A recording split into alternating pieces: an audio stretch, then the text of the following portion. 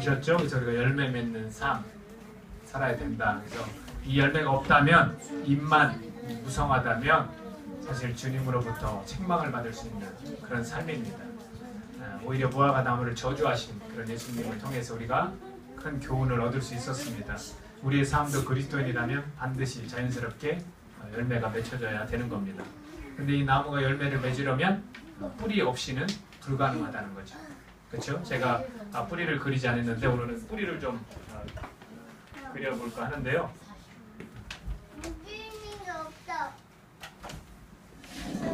자, 잘 뿌리가 나무 땅이 뭐 이렇게 되겠죠? 그렇죠? 그리고 뿌리가 뭐 또 이렇게 막 찬 가지들이 쭉 이렇게 뻗어나가겠죠. 굵은 가지도 있겠고. 자, 이렇게 뿌리가 있는데 이런 나무들의 이 뿌리, 나무들의 이런 뿌리, 근데 이 뿌리가 종류가 있어요. 어떤 종류가 있냐면 이 뿌리를 가지고 천근성이라는 게 있어요. 천근성.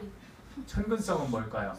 천근성은 말 그대로 하늘을 좀 볼 수 있는 낮은 땅에서 그리 깊지 않은 곳으로 쭉쭉 이렇게 뻗어나가는 그런 모습을 천근성이라고 그래요. 그리고 직근성이라는 게 있어요. 직근성.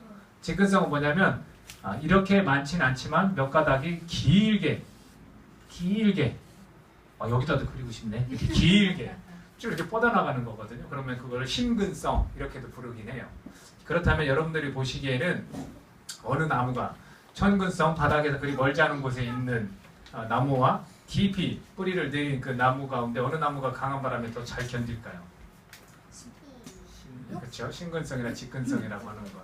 그래서 제가 가끔 이렇게 일하러 가는 그 농장에 보면 천근성은 블루베리고요. 이 직근성, 신근성은 포포나무라는 거예요. 그러면 그 바람에 또는 이런 어떤 기후에 더 강한 것이 어떤 나무냐면 포포나무예요. 그리고 이 천근성은 지금 한 20%가 죽었대요, 벌써. 가뭄이 있어도 물이 있어서 죽었는데 그만큼 옮기기는 편해요. 천근성은. 그러나 직근성은 옮기지는 못하는 단점이 있지만 굉장히 튼튼하게 잘 서 있을 수 있습니다. 우리 신앙도 마찬가지라고 저는 생각을 합니다. 우리가 깊은 뿌리를 내려야 힘들고 어려운 상황에서도 우리가 잘 견디고 또한 우리의 믿음 또한 견고해진다는 겁니다.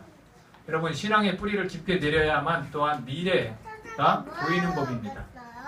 여러분들의 신앙의 결과가 앞으로 어떨 것 같아요? 여러분의 미래가 어떨 것 같아요? 우리 항상 이 현실에 충실하자라는 이야기도 하지만 여러분 미래에 대한 생각은 안 해보세요? 내가 하나님을 지금 이렇게 섬기고 있는데 나의 미래는 어떨까? 5년 후? 10년 후? 또는 내가 이 육체가 땅으로 가고 이 영혼이 주님 만날 때 나의 후손들의 미래는 어떨까? 우리의 신앙의 뿌리가 깊이 내려갈 때 우리의 미래는 밝을 것이라고 저는 생각을 합니다.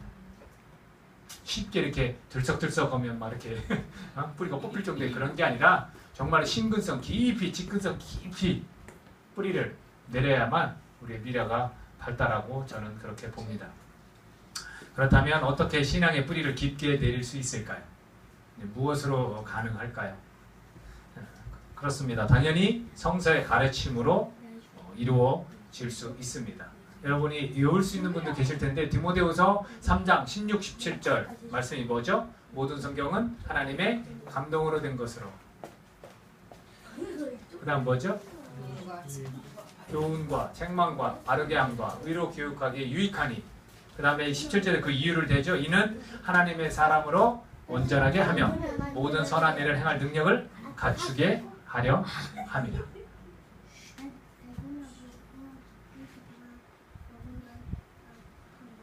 성경은 하나님의 감동으로 되어 있고 책망 또한 유익하게 하는 것 또한 의로 교육하는 거 그런 교훈 이런 것들 바르게 함 이런 것들이 충분히 이 성경만으로 가능하다는 건데 왜 그렇게 한다는 거죠 지금?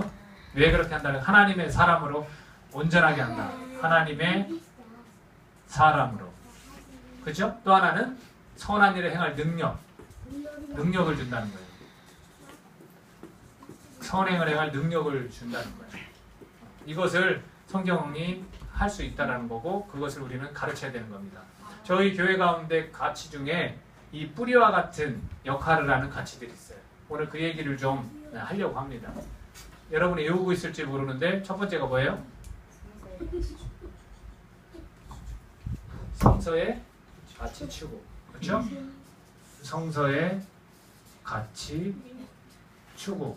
또 균형 잡힌 신앙. 그리고 건강한 가정. 이 세 가지를 좀 오늘 본문을 통해서 한번 살펴보려고 합니다. 물론 건강한 가정에 대해서 이 본문이 말하고 있지는 않지만 나머지 것들은 좀 우리가 충분히 도움을 얻을 수 있을 것 같습니다. 성경에 있는 전체적인 가르침과 이 모든 것을 어떻게 지금 이 짧은 시간에 다 설명할 수 있겠습니까? 제가 부분적으로 가장 중요하다고 또 오늘 필요하다고 생각하는 것들을 선택한 겁니다. 오늘 본문 말씀 같이 읽도록 하겠습니다. 데살로니가전서 2장 1절에서 12절까지 말씀입니다.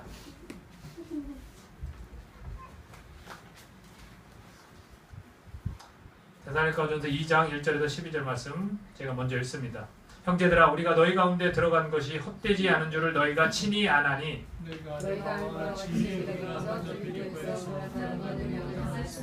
하나님을 믿어 많은 사람 중에 하나님의 복음을 너희에게 전하였노라. 우리의 권면은 간사함이나 부정에서 난 것이 아니요 속임수로 하는 것도 아니라 오직 하나님께 옳게 여기심에서 복음을 위탁받았으니 우리가 이와 같이 말하는 사람을 기쁘게 하려 하며 오직 우리 마음을 감사하시는 하나님을 기쁘시게 하려 함이라. 너희도 알거니와 우리가 아무 때에도 아첨하는 말이나 탐심의 탈을 쓰지 아니한 것을 하나님이 증언하시느니라. 또한 우리는 너희에게서든지 다른 이에게서든지 사단에게서는 영광을 얻지 아니하노라.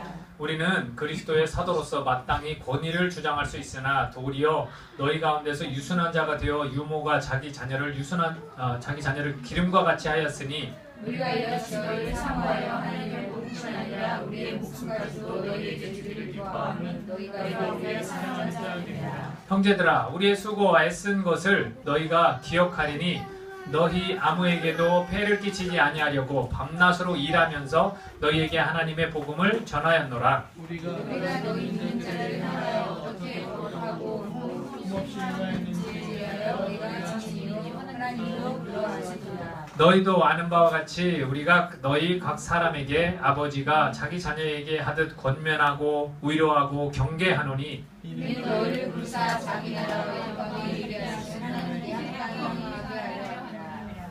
아멘. 바울 일행이 1권의 그런 사역의 밭이 있습니다. 그게 데살로니가 교회입니다. 바울 일행이 1권한 그 사역의 밭에 여러분 5개의 돌덩이가 놓여 있습니다. 이만한 크기의 돌덩이든지 더 큰 돌덩이든지 5개의 돌덩이가 놓여 있습니다. 오늘 그것을 치워보면 유익한 것들이 있을 것 같습니다. 우리가 뿌리를 깊게 뻗어나가도록 도와주는 것들일 것입니다. 지금부터 이 5개의 돌덩이 밑에 무엇이 숨어 있는지 같이 살펴보도록 하겠습니다. 첫 번째 돌덩이를 한번 들어보겠습니다. 제가 혼자 들기가 조금 무거울 수도 있는데 여러분 도와주실래요? 이 돌덩이를 딱 들었습니다. 그때 뭐가 있냐면 관점이라는 것이 있습니다. 관점은 뭐냐면 어떤 벌어진 일에 대해서 그것을 내가 보고 생각하는 태도나 방향을 이야기합니다. 관점. 우리가 이 관점이 좀 바뀌어야 돼요. 이게 얼마나 중요한지 몰라요. 우리가 신앙의 뿌리를 깊이 내리려면 이 관점이 바뀌어야 돼요.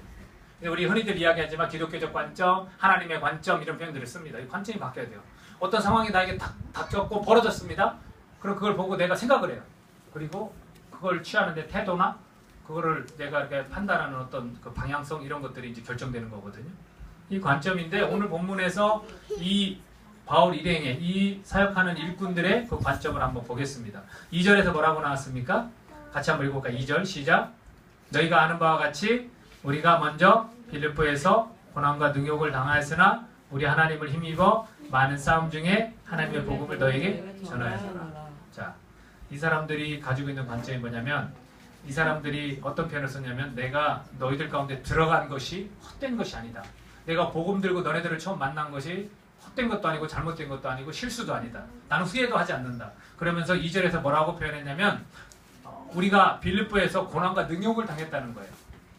굉장히 힘든 일을 겪었다는 거예요. 왜냐하면 빌립보에서는 복음을 이 사도 바울이 전하면서 항상 어떤 일들이 있었냐면 목숨의 위협을 받거나 매를 맞거나 배를 타고 가다가 힘든 일을 당하거나 굶주리거나 여러 가지 일들이 있었거든요. 그럼 여기서 말하는 고난과 능욕을 우리가 충분히 추측해 볼 수 있습니다. 그러나 그 고난과 능욕 속에서도 어떤 자세를 갖고 있습니까? 왜 그 고난과 능욕이 우리에게 닥쳤을까? 이거 도저히 이 일을 하지 못하겠다가 아닙니다. 어떤 태도를 갖고 있냐면 하나님을 힘입어서 많은 싸움 중에 라고 그랬습니다.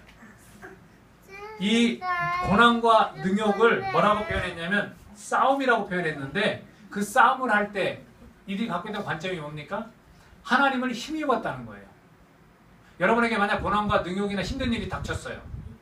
여러분 그러면 이렇게 표현할 겁니다. 왜 인생 가운데 난 이런 싸움을 내가 해야 되지? 왜 나한테 이런 어려움이 닥쳐야 되지? 했을 때 그 싸움을 해나갈 때 우리가 필요한 관점이 뭐겠어요? 하나님을 힘입어서 내가 싸운다는 거예요. 하나님을 힘입어서 내가 그 일들을 헤쳐나간다는 거예요. 이게 얼마나 중요한 관점인지 모릅니다. 여러분들은 하나님을 혹시 내 삶 가운데 어려운 일을 주시면 하나님 원망하지 않습니까? 불평하지 않습니까? 그럴 수 있다고요. 그러나 우리는 그렇게 접근해서는 안 돼요. 그런 관점을 가져서는 안 돼요. 우리의 태도는 하나님을 힘입어서 내가 이 상황을 이겨낼 수 있다는 거예요. 그리고 이렇게 말해서도 안 돼요. 왜 하나님 나한테 이런 상황을 주셨습니까?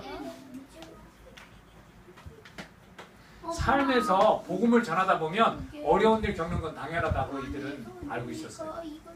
복음을 위해서라면 뭐 이 목숨도 앗아갈 수 있다. 남들한테 이 목숨도 빼앗을 수 있다는 거 각오가 되어 있을 거예요. 근데 그 힘든 상황을 놓고서 이들이 가진 관점이 뭐냐면 하나님을 항상 힘입어서 내가 싸우는 거예요. 하나님을 힘입어서 그 역경을 딛고 일어나는 거예요.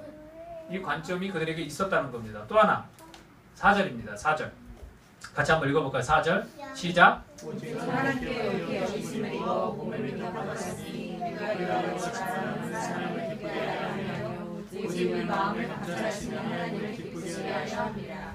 자, 우리에게 벌어진 삶의 모든 환경 속에서 상황 속에서 이들이 갖고 있는 관점이 뭐냐면 하나님을 기쁘시게 하는 거예요. 하나님을 기쁘시게 하다 보면 나에게 어렵고 힘든 일 닥칠 수도 있지만 거기에 대해서 원망하거나 불평하지 않고 하나님께 대들거나 아니면 내 판단대로 이렇게 해버리지 뭐 이게 아니라 하나님을 항상 기쁘시게 하려고 한다는 거예요. 우리의 오늘 관점이 나를 기쁘게 하거나 나를 만족시키는 것이 아니라 우리가 하나님을 기쁘게 하는 그 관점을 가져야 되는 거예요. 이것을 가질 때 우리가 신앙의 뿌리를 깊게 내릴 수 있다는 거죠. 저와 여러분이 어떤 일에 대해서 하나님을 힘입어서 우리가 싸우는 중이다. 하나님을 힘입어서 우리가 그것을 견뎌내고 이겨낼 수 있다. 하나님을 나는 기쁘시게 하는 삶을 살고 있는 자다. 그런 관점을 가지시라고. 이 상황과 모든 벌어진 일들을 갖고 다 그렇게 바라볼 수 있어야 되고 그렇게 생각하고 태도를 취해야 되는 거예요. 방향도 마찬가지예요. 근데 우리는 신앙이라고 하면서 사실 하나님을 기쁘시게 합니까? 나를 만족시키는 신앙? 없습니다, 여러분. 교회에서 찾으려고 하면 없어요. 어딜 가셔야 돼요? 세상에 나가셔서 여러분 자신이 주인이 돼서 여러분을 만족시키는 일을 하셔야 돼요. 그러나 하나님을 섬기는 백성들은 그렇게 사는 것이 아닙니다. 관점이 그렇게 가면 절대로 안 됩니다. 하나님을 기쁘시게. 하나님을 기쁘시게. 자, 이번에 두 번째 돌덩이를 한번 치워봅시다. 두 번째 돌덩이를 치웠더니 가치관이라는 단어가 나옵니다. 가치관. 가치관은 뭡니까? 인간이 자기를 포함한 세계나 그 속의 사상에 대해서 가지는 그 사상에 대해서 가지는 평가의 근본적인 태도입니다. 사람이 어디에 가치를 두느냐 이거 굉장히 중요하잖아요. 그렇죠? 자, 이것을 또 구절을 통해서 한번 살펴보도록 하겠습니다. 9절입니다. 9절. 9절 같이 한번 읽어보겠습니다. 시작. 그들아 우리의 수고와 애쓴 것을 너희가 기억하니 너희가 아무에게도 때를 끼치지 아니하려고 감사를 하면서 너희에게 하나님의 복음을 전하노라. 자, 이들이 갖는 가치. 자, 이들이 복음을 전하는 자들이에요. 그러면 흔히 오늘날은 저처럼 복음을 전하는 자들은 우리의 어떤 생활의 경제적인 것들을 어떻게 충당하고 어떻게 감당합니까? 네? 교회에서 여러분들이 헌금하는 거로 감당하죠. 그렇죠? 그리고 그게 성경적으로 맞다라고 우리는 알고 있습니다. 그러나 그것이 전부는 아니에요. 성경에서는 뭐라고 이야기하고 있느냐면 지금처럼 선교사들, 자비랑 선교사라는 그런 이름들을 우리가 많이 들었는데 자기 스스로 채워가면서 복음을 전하는 자들입니다. 이들이 왜 이 일을 할까요, 지금? 뭐라고 하냐면 아무에게도 폐를 끼치지 않냐고 밤낮으로 일하면서. 여러분 밤낮으로 일하면 어떤지 아시죠? 저도 지금 조금 힘든 이렇게 하루하루를 보내거든요. 왜냐하면 교회뿐만 아니라 이제 만화라는 카페에 가서도 일을 하다 보니까 조금은 힘들어요. 여러분들이 밤낮으로 한번 일한다고 생각해 보세요. 얼마나 힘들겠습니까? 근데 이들이 왜 그렇게 하는지 아십니까? 왜 그렇게 합니까? 복음을 전하기 위해서. 복음을 전하기 위해서 그런 거예요. 내 몸이 부셔져도 내가 그렇게 할 수밖에 없는 것은 복음을 전하고 싶어서요. 여러분은 그 복음 전하는 것에 대해 가치를 두고 있습니까? 이게 굉장히 중요하다는 거예요, 여러분. 우리가 어떤 상황 속에서 내가 이루어야 할 일들, 내가 하고 있는 이 모든 일들이 다 복음을 위해서 해야 되는 일이에요. 복음을 위해서. 이들은 그런 마음을 가지고 있었던 거예요. 그런 태도.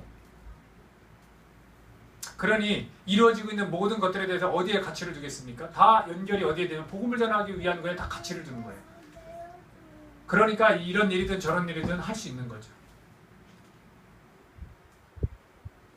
또 하나 6절입니다. 6절. 6절 같이 읽습니다. 시작. 또한 우리는 너희에게든지 다른 이에게서든지 사람에게는 영광을 구하지 아니하였느니라. 자, 이들의 가치는 어디에 있습니까? 우리는요, 삶을 살다 보면 사람에게 인기도 얻고 싶고요, 사람과 관계도 잘하고 싶어요. 그렇죠? 그리고 사람으로부터 칭찬받고도 싶고요, 여러 사람들한테 인기도 누리고 싶은 것 같아요. 인정도 받고 싶고요. 그러나 이들의 모습을 보면 오직 하나님께만 영광인 거예요. 하나님께만 영광 돌리려고 그렇게 살아가는 모습인 거예요. 너희에게든지 아니면 사람에게서는 영광을 구하지 아니하였다는 거예요. 오직 주님만을 위해서. 이들의 가치가 어디에 있습니까? 우리 이웃에게 있는 게 아니에요. 뭐 이웃들로 보상받는 거 있죠? 내가 이렇게 해주면 저 사람도 나한테 이렇게 해줘야 되는, 이게 아니에요. 오직 하나님께만 영광, 하나님만 영광 받으시는 일을 위해서 거기에 가치를 두고 살아가는 거고, 복음을 전하기 위한 거에 가치를 두고 내가 밤낮으로 일할 수도 있다는 거예요. 이런 가치관, 이런 가치관이 우리는 성경적 가치관이라고 그렇게 부르고 있습니다. 근데 우리는 성경을 가장 가까이 해야 되고 하나님의 말씀의 명령을 잘 따라야 되는 사람임에도 불구하고 우리가 이런 가치관을 갖고 있냐는 거예요. 어디에 더 가치를 두고 있습니까, 여러분? 사람의 생명이 중요해서 그 사람이 죽어가는 거에 가치를 둡니까? 아니면 나의 안위와 나의 미래가 중요해서 거기에다 가치를 둡니까? 복음을 위해서는 생명을 위해서라는 말과 같습니다. 하나님의 나라의 확장을 위해서라는 말과 같아요. 오로지 하나님만이 영광 받으십시오 라고 말하면서 살아가는 것. 이런 가치를 두고 이들이 하나님의 일을 감당했다는 겁니다. 자, 이번에 세 번째 돌덩이를 한번 옮겨보겠습니다. 자, 이 세 번째 돌덩이를 옮겼더니 마인드라는 단어가 있습니다. 마인드는 뭡니까? 마음과 정신이에요. 우리가 마음과 정신이 바뀌어야 돼요. 우리가 관점도 바뀌어야 되고 가치관도 바뀌어야 되고요. 그리고 이 마인드, 마음과 정신도 좀 바뀌어야 됩니다. 7절입니다. 7절 같이 한번 읽어보겠습니다. 7절. 자, 시작. 우리는 그리스도의 사도로서 마땅히 권위를 주장할 수 있으나 도리어 너희 가운데 유순한 자가 되어 유모가 자기 자녀를 기름과 같이 할 수 있습니다. 자, 이들은 사도예요. 기적도 행할 수 있는, 사람의 병도 고칠 수 있고 놀라운 일을 행할 수 있는 사도예요. 근데 그 사도들이 뭐를 갖고 있어요? 권위를 갖고 있어요. 여러분, 권위자한테, 여러분들 직장에서 상사는 다 누구예요? 권위자예요. 그렇죠? 여러분, 그 권위자한테 위치가 바뀌었다고 생각하면 여러분 권위자로서 할 수 있는 일이 뭡니까? 심부름도 시킬 수 있어요. 그렇죠? 명령도 할 수 있어요. 충분히 이 사람들에게 하고 싶은 말 다 할 수 있는 거예요. 근데 이 사람들은 도리어 어떻게 됐다고요? 유순한 자가 되었다는 거예요. 마치 유모가 자기 자녀를 기름과 같이 어우르면서 유순한 자로서 그렇게 대한다는 겁니다. 우리의 마인드가 어떻습니까? 여러분 우리가 높은 자리에 있으면요 더 섬기라는 거예요. 아시죠? 제가 목사로서 여기서 권위를 행사하는 게 아니라 제가 여러분들을 섬겨야 되는 거예요. 제가 섬기는 방법은 뭐예요? 안녕하세요, 어서 오세요 이렇게 친절하고 계속 이렇게만 하는 게 섬기는 게 아니라 여러분들이 정말로 올바르게 신앙인답게 살도록 돕는 게 제가 섬기는 일이에요. 그렇지 않습니까? 여러분이 세상에다 나뒹굴고 있는데 내가 그냥 놔둡니까? 그거는 목사가 섬기는 게 아니죠. 하나님의 주신 직분을 하찮게 여기는 거죠. 자기들이 권위가 있지만 도리어 유순한 자가 되어서 그렇게 자녀들 기름과 같이 했다는 거예요. 우리가 이런 마인드를 가져야 됩니다. 이런 마음과 이런 정신들이 우리에게 있어야 되는 겁니다. 또 한 구절 보겠습니다. 8절입니다. 8절 같이 읽습니다. 시작. 우리가 이같이 너희를 사모하여 하나님의 복음을 아니라 우리에게 속하여 너희에게 주기를 기뻐하고 너희가 우리의 사랑하는 자가 되리라. 와, 이 하나님의 복음뿐이 아니라는 거예요. 복음으로 해서 그런 가치관을 가진 사람들인데도 불구하고 그걸 넘어서서 우리의 목숨까지도 너에게 주기를 기뻐한다는 거예요. 우리가 어떤 마인드가 있어야 되냐면 주기를 기뻐해야 돼요. 내 것을 가지고 다른 사람한테 줄 수 있어야 돼요. 사랑이 됐든 물질이 됐든 뭐든 내가 나눌 수 있어야 되는 거예요. 주기를 기뻐해야 돼. 근데 왜 주기를 기뻐하는 거예요? 복음을 넘어서 왜 주기를 기뻐한다고 그랬어요? 바로 사랑하는 자로 여기는 겁니다. 여러분의 마인드가 어떻습니까? 여러분 주위에 있는 모든 사람들을 사랑하는 자로 여깁니까? 아니면 나에게 필요한 자와 나에게 불필요한 자로 나뉩니까? 우리 그리스도인들에겐 이런 마인드가 있어요. 이런 정신이 있어야 돼요. 모든 자가 다 우리가 주기를 기뻐해야 되고 그 사람들을 상대할 때 사랑하는 자로 여겨야 되는 거예요. 우리를 그렇게 여기시잖아요. 주님께서 우리를 사랑하는 자로 여기시는 것처럼 우리가 그런 마인드를 가져야 된다는 거죠. 우리가 신앙의 뿌리를 깊이 내리려면 우리의 주위에 있는 사람들을 사랑하는 자로 여길 수 있어야 되는 겁니다. 네 번째 돌덩이를 한번 밀어보겠습니다. 자, 거기에는 믿음이라는 단어가 있습니다. 성서에 같이 하면 생각나는 게 뭐냐면 믿음이에요. 믿음이 정말로 중요해요, 여러분. 믿음. 4절 같이 한번 읽어볼게요. 4절 시작. 오직 하나님께 옳게 여김을 입어 복음을 입각받았으니 우리가 이와 같이 사랑하는 사람을 기쁘게 하려 하며 오직 우리 마음을 감찰하시는 하나님을 기쁘시게 하려 합니다. 여러분, 하나님께서 나를 옳게 여기신다는 것, 이거 얼마나 대단한 겁니까? 내 자신은 내 스스로 판단할 때도 옳게 여김을 받을 수 없는 자거든요. 여러분 스스로가 여러분을 보실 때 나 옳게 여김 받을 만한 자다라고 여기세요? 여러분 진짜 대단한 거예요. 여러분들 흠이 없는 자고요. 여러분 대단한 건데 저는 옳게 여기심을 받을 수 있는 자가 아닌데 하나님께서 옳게 여기신다는 거예요, 우리를. 그러면서 뭐라고 하냐면 복음을 위탁받았다. 여기에서 말하는 믿음은 뭘까요? 위탁이에요. 우리가 뭘 믿는 거예요? 나를 옳게 여겨주시면서 복음을 나에게 맡기셨다는 것을 믿는 거예요. 여러분 그거 믿으셔야 돼요. 왜 우리가 어떤 가치관을 가집니까? 복음을 전하기 위해서 어떤 일이든 그렇게 하는 것처럼 우리가 복음을 주님께서 우리에게 맡기셨어요. 그걸 믿어야 돼. 그게 믿음이에요. 여러분이 복음을 전하지 않으면 하나님이 임의적으로 기적과 역사로 복음을 전하시지 않아요. 그거 아세요? 사람을 통해서 하나님이 옳게 여기는 자들을 통해서 복음을 맡기신 거예요. 우리가 그걸 믿는 게 믿음이에요. 이 사람들은 왜 이렇게 이 사역에 이 밭을 잘 일구었냐면 바로 자기들이 하나님으로부터 복음을 나에게 위탁해 주셨다. 맡겼다. 그 믿음이 있기 때문에 그런 거거든요. 오늘 우리가 이런 믿음이 있어야 됩니다. 그리고 믿음은 뭔지를 또 한번 살펴보겠습니다. 자기들이 이 복음을 전할 때 어떻게 전했는지를 3절과 5절에서 설명하고 있습니다. 3절 먼저 읽겠습니다. 3절 시작.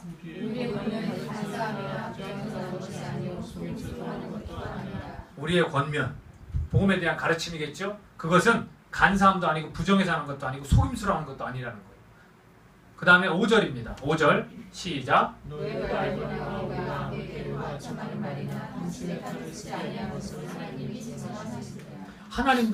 하나님 앞에서 내가 정말로 당당할 수 있는 게 뭐냐면 아첨하는 말도 안 했다는 거예요.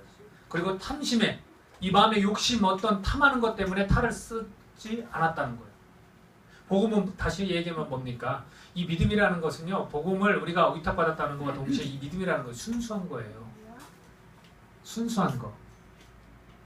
여러분 정말로 사람이 나를 순수하게 믿어주면 어때요? 기분 좋죠.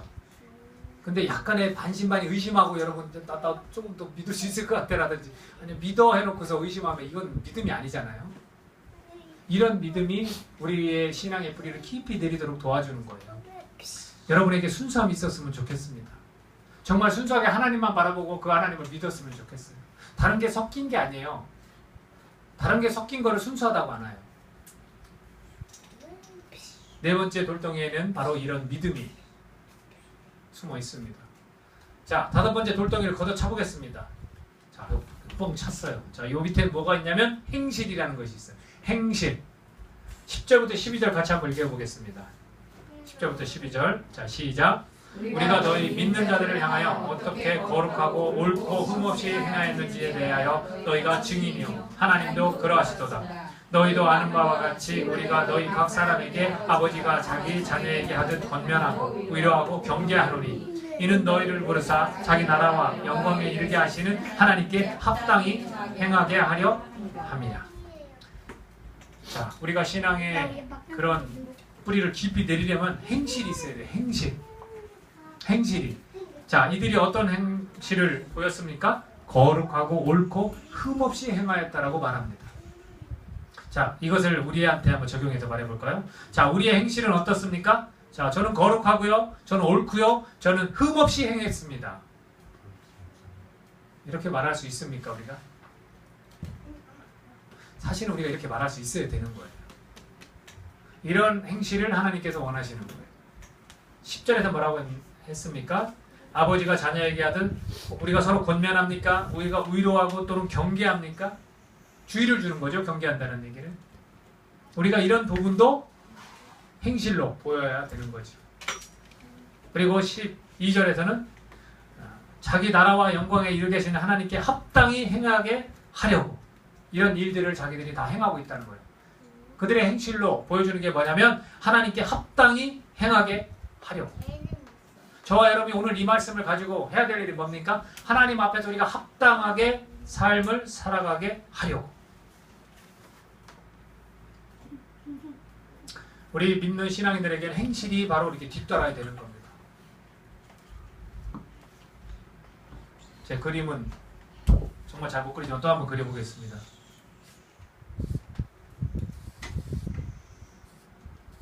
뭐가 죽어요?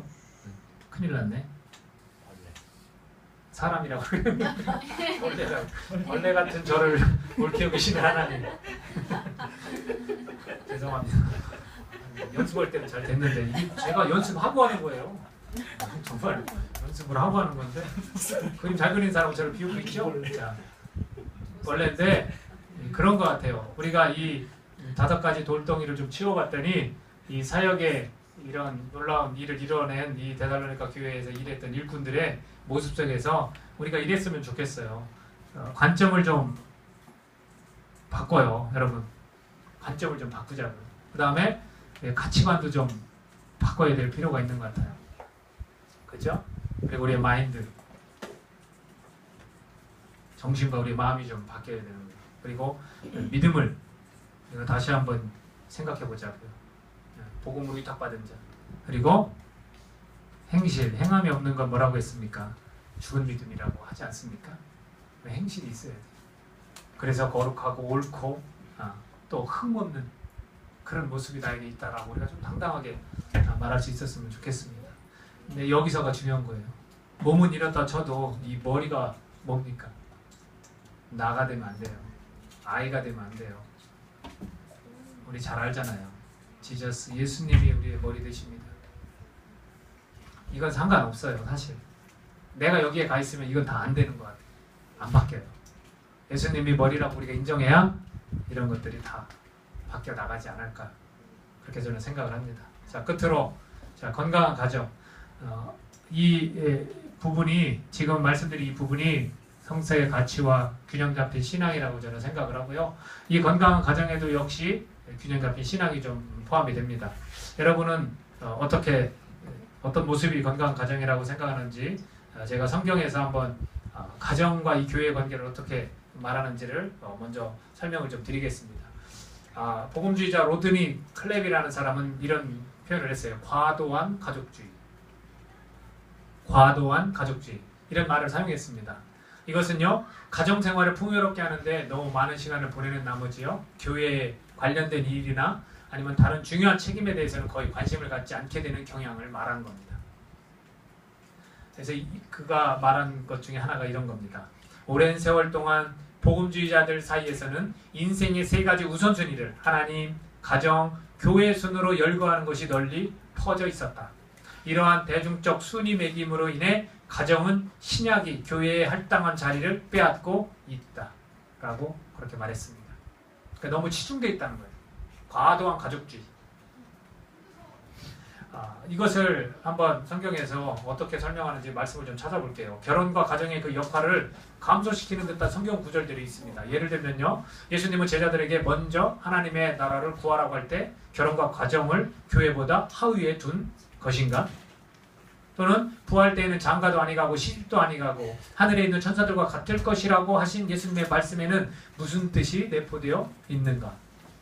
예수님 자신도요, 결혼하지 않았습니다. 그리고 자기에게 최고의 충성을 강요하며 때로는 심한 과정처럼 말씀을 하셨습니다. 뭐라고 했냐면, 무릇 내게 오는 자가 자기 부모와 처자와 형제와 자매와 및 자기 목숨까지 미워하지 아니하면 능히 나의 제자가 되지 못하고. 또 예수님은요, 내가 진실로 너희에게 이르노니 하나님의 나라를 위하여 집이나 아내나 형제나 부모나 자녀를 버린 자는 금세에 있어 여러 배를 받고 내세의 영생을 받지 못할 자가 없느니라 고 하셨습니다. 예수님 자신도요, 한번 자신의 가족을 냉대하는 것처럼 보임으로써 혈연 관계에 대한 영적인 관계의 우위성을 강조하셨습니다. 예수님의 가족이 그분을 보러 왔다는 메시지를 받고 예수님은 그들을 환영하지 않으셨어요. 그리고 그 대신 이렇게 말했습니다. 누가 내 모친이며 동생들이냐? 오히려 그렇게 물으셨어요. 그리고 둘러앉은 자들을 보시면서 내 모친과 내 동생들을 보라. 누구든지 하나님의 뜻대로 하는 자는 내 형제요 자매요 모친이라고 말씀을 하셨습니다. 이렇게 보면 결혼과 가정에 대해서 이거 별로 중요시 여기지 않는 것처럼 그러니까 우리가 들립니다. 그러나 복음서를 좀 더 자세히 들여다보면요, 예수님은 결혼을 진정으로 반대하거나 공격한 적이 없음을 우리가 또한 알 수 있습니다. 예수님은 오히려 가나의 그 혼인잔치에 참여함으로써 결혼을 존중해 주셨어요. 그리고 예수님은 베드로나 다른 사람들에게 모든 것을 버리고 자기를 따르라고 요청을 하였지만 그들의 그 가족을 포기하라고 요구한 것 같지는 않습니다. 언젠가요? 예수님께서 베드로의 그 집에 갔을 때 베드로의 장모를 치료하신 적이 있습니다.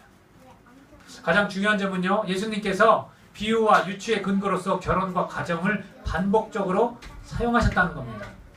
예를 들면 10처녀의 비유에서 결혼식의 은유를 사용하셨고요. 예수님은 나중에 성경이 양의 혼인잔치라고 부르는 미래에 있을 제자들과의 잔치를 또한 말씀을 하셨습니다. 사도 바울도 역시 결혼과 가정을 그의 서신에서 매우 중요시 했습니다. 에베소 사람들에게 보내는 편지에서 결혼을 심오하게 다루었습니다. 즉 교회에 대한 그리스도의 사랑이 신부에 대한 신랑의 사랑에 비유되었습니다. 이렇게 보면요, 신약 성경은 결혼과 가정에 관해 두 가지 모순된 견해를 나타내고 있습니다. 때때로 성경은요, 가정이 하나님 나라에 헌신하는 것을 방해해서는 안 된다고 경고하기도 하고요. 또한 성경은 영적인 추구를 위해서 부부간의 책임을 무시해서는 안 된다고 주의시키기도 합니다. 이런 문제예요. 교회가 먼저냐, 가정이 먼저냐, 그런 문제를 보기보다는요, 서로 서로 그 긴장감이 존재한다는 것을 우리가 인식해야 하는 겁니다. 그러니까 일시적인 희생은 타당하나 포기하는 것을 피해야 한다는 거예요. 교회를 때문에 가정을 포기한다거나 아니면 가정으로 교회를 포기한다거나 이런 거는 옳지 않다는 겁니다. 어떤 때는 일시적으로 교회를 위해서 가정을 희생하는 경우도 있습니다. 예를 들면 위기의 시기나 특별한 선교 등을 위해서 며칠 정도 가 있어야 되니까 가정을 돌보지 못하죠. 또는 아니면 가정을 위해서 교회를 희생하는 경우도 있습니다. 배우자의 그 심각한 병으로 시간이 요청될 때와 같은 경우에는 당연히 교회를 포기하고 가정에 더 중요성을 둬야 되겠죠. 그래서 이것을 균형이라고 저는 이야기를 합니다. 교회와 가정산에도 이런 균형이 좀 필요한 동시에 건강한 가정의 정